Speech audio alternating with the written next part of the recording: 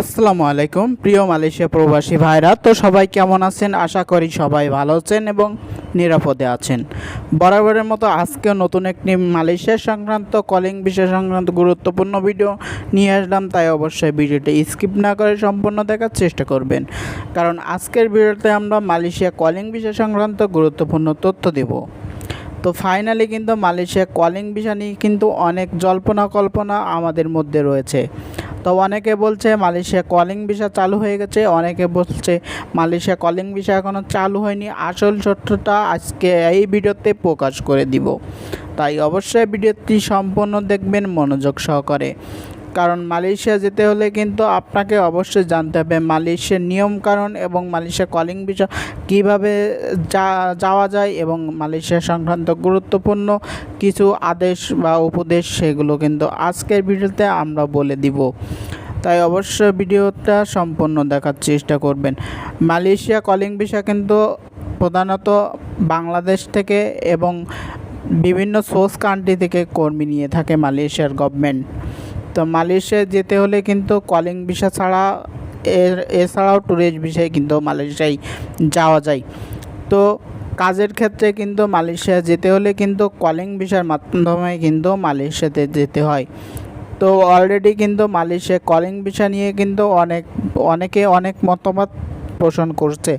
তো ফাইনালি কিন্তু Malaysia calling visa কিন্তু খুলে যাচ্ছে, কারণ ডক্টর মোহাম্মদ ইউনুস স্যার কিন্তু মালয়েশিয়াতে সফর করেছেন এবং সেখানে কিন্তু তিনি বলেছেন যে মালয়েশিয়ায় কলিং ভিসা ব্যতীত অন্য অন্য সেক্টর যেমন সিকিউরিটি গার্ডে কিন্তু কর্মী নেওয়ার সিদ্ধান্ত জানিয়েছেন মালয়েশিয়ার প্রধানমন্ত্রী আনোয়ার ইব্রাহিম। সেখান থেকে তথ্য পাওয়ার পরে কিন্তু বাংলাদেশে কিন্তু হইহল্লোল সৃষ্টি হয়েছে। সেখানে কিন্তু মালয়েশিয়া কলিং ভিসায় কিন্তু কর্মী যাবে প্রায় 1 লক্ষ দিক সিকিউরিটি গার্ডে।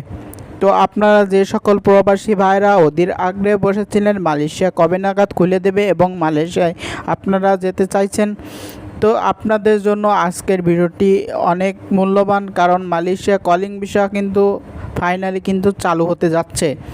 তো মালয়েশিয়া কলিং ভিসায় আপনারা কে কে যেতে আগ্রহী অবশ্যই মতামত জানাবেন। মালয়েশিয়া কলিং ভিসায় কিন্তু প্রতিনিয়ত কর্মী কিন্তু যেতে হলে অনেক ভোগান্তি এবং মালয়েশিয়ায় যেতে হলে কিন্তু অনেক ভোগান্তির সৃষ্টি হয়ে থাকে।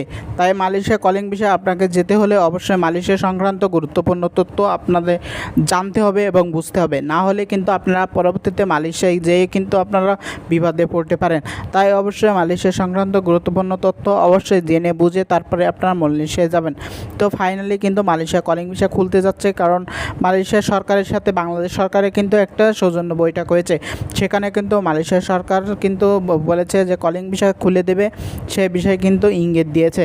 তো ফাইনালি কিন্তু মালয়েশিয়া কলিং ভিসা খুব দ্রুত শীঘ্রই কিন্তু খুলে যাবে। এছাড়া কিন্তু বইসেলের মাধ্যমে 8000 কর্মী কিন্তু মালয়েশিয়াতে যাবে।